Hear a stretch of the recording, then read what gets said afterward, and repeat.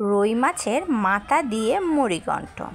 যারা পারেন তারা স্কিপ করে যাবেন, আর যারা পারেন না তাদের জন্য এই সুস্বাদু রেসিপিটা আজকে আমি তৈরি করে দেখাবো। আসসালামু আলাইকুম, এসআর ব্লগ থেকে আজকে নিয়ে হাজির হলাম মুগ ডালের মুড়িঘণ্ট। রুই মাছ দিয়ে মুড়িঘণ্ট কার না ভালো লাগে, আর এরকম যদি রেসিপিটা হয় তাহলে তো মাশাআল্লাহ। তো আমি নিয়েছি 1 কাপ মুগ ডাল, আর এটা দেশি ছোটো মুগ ডাল হলে খুব ভালো হয়। তো আমি এটাকে অল্প আঁচে ব্রাউন কালার করে ভেজে নিব। আর লক্ষ্য রাখবেন পুড়ে যেন কালো না হয়, না হলে কিন্তু দেখতে ভালো লাগবে না। তো আমার ভাজা হয়ে গেছে। এবার আমি একটা বাউলের মধ্যে নিয়ে সুন্দর করে এটাকে 3-4 বার ধুয়ে নিব, কারণ ডালের মধ্যে প্রচুর ময়লা থাকে আর ভাজার জন্য একটা কালো কালো ময়লা হয়ে যায়। তো আমি ধুয়ে এক সাইডে রেখে দিয়েছি। আর এই যে নিয়ে নিলাম একটা মাঝারি সাইজের রুই মাছের মাথা। আপনারা চাইলে আরও বড়ও দিতে পারেন। তো আমি আজকে 1 কাপের জন্য এটাই নিলাম। তো আমি জাস্ট হলুদ মরিচ আর একটু লবণ দিয়ে একটা কড়াইয়ে অল্প তেলে ভেজে নিব। ভাজার সময় যদি মাছটা ভেঙেও যায়, মাছের মাথাটা কোনো সমস্যা নেই, কারণ এটা মুড়িঘণ্টর জন্য, তো ভেঙে গেলে কোনো সমস্যা নেই। তো আমি এই দেখুন হালকা আছে সুন্দর করে ভেজে নিচ্ছি। আর ভাজা হয়ে গেলে সবগুলো উঠিয়ে নিব।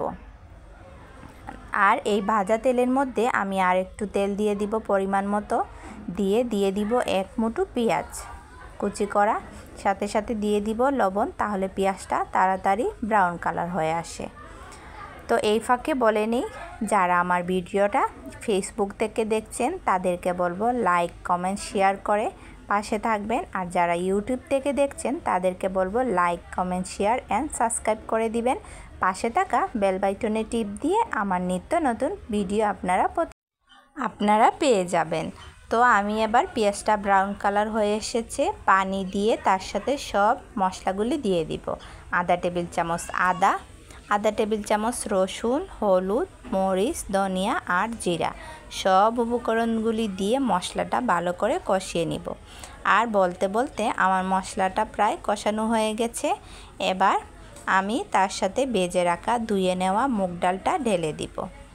আর দিয়ে দিব 1 কাপ আলু স্লাইস করা। আর অবশ্যই আলুটা দেওয়ার চেষ্টা করবেন, মুগ ডালের মধ্যে আলুটা দিলে কিন্তু খুব সুস্বাদু হয়। আমি পানি ছাড়া এবার ডালটাকে আর আলুটাকে বেশ কিছুক্ষণ কষাতে থাকবো। তো আমি আবার একটু ঢেকেও দিব, তাহলে ডালটা খুব সুন্দর একটা সুঘ্রাণ বের হয়ে যাবে। তো এভাবে কষাতে থাকুক।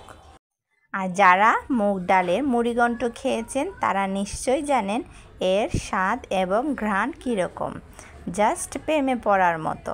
তো বলতে বলতে আমার ডালগুলি খুব সুন্দর কষানো হয়ে গেছে এবং তেলটা উপরে উঠে এসেছে।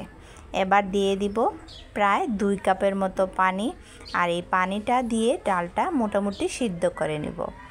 আর অতিরিক্ত হাই হিটে এই ডাল রান্নার দরকার নেই, মিডিয়াম আঁচে রান্না করবেন, তাহলে দেখবেন ডালটা ফেটে গলেও যায়নি, আবার সিদ্ধ হয়ে খুব সুন্দর আস্ত আস্ত আছে।